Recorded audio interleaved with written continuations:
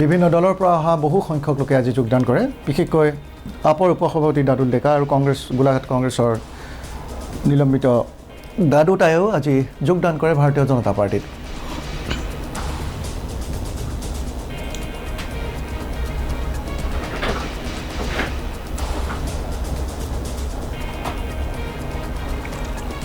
মাননীয় মুখ্যমন্ত্ৰী মহোদয়ে যোৱাকালি আমাৰ এখন বিশেষ বৈঠক অনুষ্ঠিত হৈছিলে আৰু এই বৈঠকত মুখ্যমন্ত্ৰী ডাঙৰীয়াই ইনক্লুচিভ প্ৰচাৰৰ কথা কৈছে যি প্ৰচাৰে সকলোকে চুই যাব যি প্ৰচাৰৰ জৰিয়তে এইবেলি ভাৰতীয় জনতা পাৰ্টি বৃহৎ সভা সমিতি নকৰে কাৰণ আমাৰ কৰিব লগা হৈ গৈছে আমি জনতাৰ ওচৰত যাম আমাৰ চৰকাৰখনে যিখিনি কাম কৰিছে এইখিনি কাম তেওঁলোকৰ ওচৰত লৈ যাম লগতে যি মানুহখিনি এতিয়াও ডিপ্ৰাইভ হৈ আছে এইখিনিক আমি কিদৰে সংযোগ কৰিব পাৰোঁ এই কথাখিনি আমি প্ৰচাৰত আটাইতকৈ গুৰুত্ব দিয়া আজি কংগ্ৰেছ আম আদমি পাৰ্টি লগতে বৰাক ভেলী চাহ শ্ৰমিক ইউনিয়নৰ সন্মানীয় সদস্যসকলে আমাৰ দলত যোগদান কৰিছে বিশেষকৈ কংগ্ৰেছৰ আমাৰ দাদুতাই ডাঙৰীয়া লগতে APCCৰ সাধাৰণ সম্পাদক আছিলে ৰঞ্জিত বৰুৱা ৰতন বড়ো ডাঙৰীয়া লগতে আম আদমি পাৰ্টিৰ উপসভাপতি জিতুল ডেকা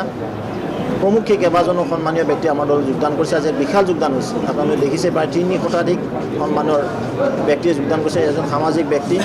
এজন চিকিৎসক ডাক্তৰ বড়োও আমাৰ দলত যোগদান কৰিছে আজি লোকসভা নিৰ্বাচন মানে ঘোষণা হ'ব কিছু সময়ৰ পিছতে তাৰ প্ৰাক মুহূৰ্তত আমাৰ দলৰ কাৰ্যালয়ত এক কুশল মাখল পৰিৱেশ কেৱল যোগদান আৰু এই মুহূৰ্তত কিছু সময় পূৰ্বে ভাৰতীয় জনতা পাৰ্টিত যোগদান কৰা আপৰ উপসভাপতি দাদুল ডেকাৰ সৈতে আছে আমাৰ চিফ পলিটিকেল ৰিপৰ্টাৰ মনোৰঞ্জন দত্ত আমি মনোৰঞ্জনৰ ওচৰলৈ আহিছোঁ মনোৰঞ্জন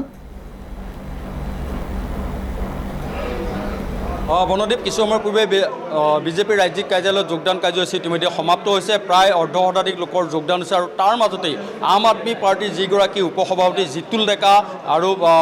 ডেকা ইতিমধ্যে যোগদান কৰিছে আৰু তাৰ কাৰণ শুনিলে নিশ্চয় গম পাব আম আদমি পাৰ্টিৰ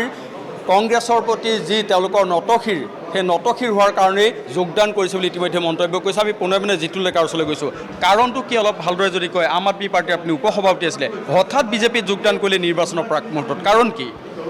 চাওক মোৰ ৰাজনীতিত মই মানে বৰ্তমান ৰাজনীতিত মই নতুন গতিকে এটা নতুন আদৰ্শৰ কথা কোৱা ৰাজনৈতিক দল এটাত মই যোগদান কৰিছিলোঁ মই যিটো দল এৰি থৈ আহিলোঁ সেই দলটোৱে দুখন ৰাজ্যত চৰকাৰ গঠন কৰিছে কংগ্ৰেছৰ বিৰুদ্ধে তেওঁলোকে যুঁজ কৰি চৰকাৰ গঠন কৰিছে কিন্তু বৰ্তমান যিটো লোকসভাৰ এই নিৰ্বাচনৰ প্ৰেক্ষাপটত দেখা পাইছোঁ যে দলটোৰ সভাপতিগৰাকীকে কংগ্ৰেছৰ লগত নতশিৰ হৈ দলটোৱে সভাপতিগৰাকীৰ প্ৰাৰ্থিত্ব প্ৰত্যাহাৰ কৰিছে এই কথাটোৰ আজি দলটোৰ বহু কৰ্মী ক্ষোভিত সেই দলটোৰ বহু কৰ্মী ক্ষোভিত ময়ো ক্ষোভিত গতিকে দেখিছোঁ যে কংগ্ৰেছক সুবিধা কৰাৰ কাৰণে মই সেই দলটোত যোগদান কৰা নাছিলোঁ যিহেতুকে নতুনত্বৰ কথা কৈছিল সেই নতুনত্বৰ কথাৰ কাৰণেই তাত গৈছিলোঁ উন্নয়নৰ কথা কৈছিল কাৰণে গৈছিলোঁ যিহেতুকে উন্নয়নটোৱে মূল কথা গতিকে আজি মাননীয় মুখ্যমন্ত্ৰী ডক্টৰ হিমন্ত বিশ্ব শৰ্মা ডাঙৰীয়াৰ নেতৃত্বত যিহেতু অসমৰ চাৰিওফালে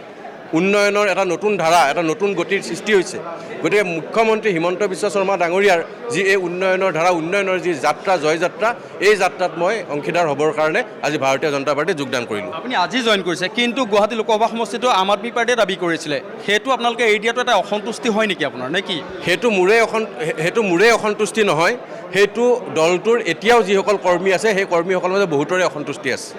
বহুতৰে সেই অসন্তুষ্টি আছে খুব আছে যদিও যোৱাকালি মই দলটোত শেষ মুহূৰ্তলৈকে যোৱাকালিলৈকে দলে দিয়া যি দায়িত্ব আছিলে মই নিষ্ঠা সহকাৰে পালন কৰিছোঁ যোৱাকালি গুৱাহাটী লোকসভাৰ যিটো আসনখন প্ৰত্যাহাৰ কৰা যিটো দিল্লীৰ নিৰ্দেশত ময়ে সংবাদমেলত ঘোষণা কৰিছিলোঁ কিন্তু সেই ঘোষণা কৰিলেও মই কালি সংবাদমেলত কৈছিলোঁ যে তাত সন্তুষ্ট নহয় দলৰ কৰ্মীসকল সন্তুষ্ট নহয় নতুনত্ব বিচাৰি ৰাজনীতিলৈ যিসকল আহিছে উঠি অহা প্ৰজন্ম যিসকলে এই দলটোত আহিছে কংগ্ৰেছৰ সুবিধা কৰিবলৈ তেওঁলোক অহা নাই কংগ্ৰেছৰ ওচৰত নতশিৰ হৈ এনেদৰে ৰাজনীতি কৰিবলৈ অহা নাই আৰু সেই যিটো অপৰিপক্ক সিদ্ধান্ত আৰু যিটো ভৱিষ্যত যিটো এনেধৰণৰ কংগ্ৰেছৰ ওচৰত নতশিৰ হোৱা এটা ভৱিষ্যতৰ ৰাজনীতিৰ পৰিকল্পনা কৰিছে গতিকে সেই ৰাজনীতিৰ পৰা মই ওলাই আহি